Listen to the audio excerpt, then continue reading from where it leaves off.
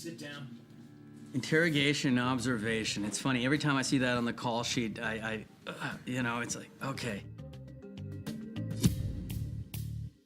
But I'm always surprised. I mean, every time we come in here with the directors and the blocking and the story, the script, it always changes up for us a little bit. And, you know, that's when the inspiration comes and we start doing something different. They're tough rooms. I mean, the primary reason is that they're boxes.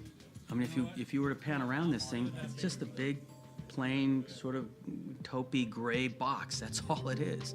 And a big mirror, sorry. That's the other, an 8-foot, 4x8 mirror behind me, which creates a whole nother kind of challenge. So we've cut the walls so we could, you know, actually run a big wide shot around the top of this and come down. We do a lot of movement in here to keep the energy going. If you panned up, you would see this light that I'm being lit by. I drew this out on a piece of paper, then my gaffer and rigging gaffer actually took it and sort of refined it. We call it the monster light. It's on cables and chains. It actually lowers down and comes up.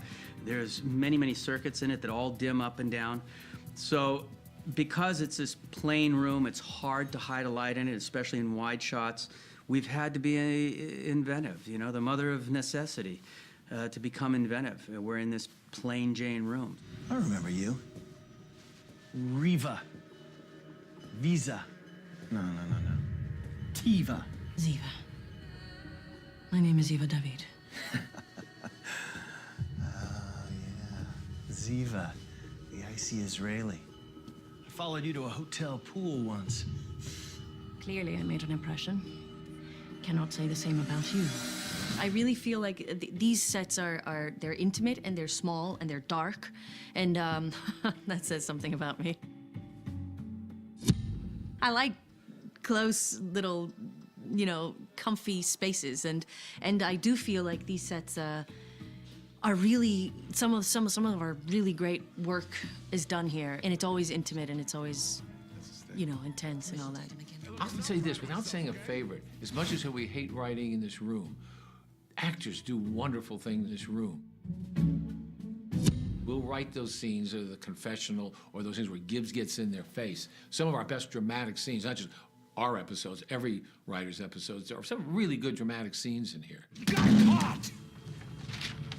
Where's Rosie? I don't know. You've been to prison. You know what kind of inmates other inmates hate the most. Child sex offenders. Use your head, Fred! A lot of times we'll cut to the interrogation room and there'll be another one of our characters or two of our characters back there, and they'll talk about what's going on in their life, or why it's important what the person's saying, or we'll have some humorous comments. Or one of them will believe the person, the other won't, and it starts a conflict there. Or more often, we've done it with Gibbs. Watch Gibbs is going to do the old number two. But it's playing off what's going on in here. So back there. this room would be virtually impossible if we didn't have people on the other side of the glass. Actually, that is something Wendy mentioned about you, that you were one of the most honest people she knew. Really? To others. She said the only person you lie to is yourself, which she says you do a lot. You're getting the character's perspective on what's going on. And sort of, you know, if Gibbs is having a bad day, or if Gibbs is meeting an ex-wife, or if Gibbs is discussing something with Fornell, or if, you know, or if one of us is trying a new tactic in there, you know, we're always sort of analyzing it from the background. And since you can't be heard, you can really be yourself, you know? And one of our favorite directors would say, Tony warned me, that's good fun. That's good fun.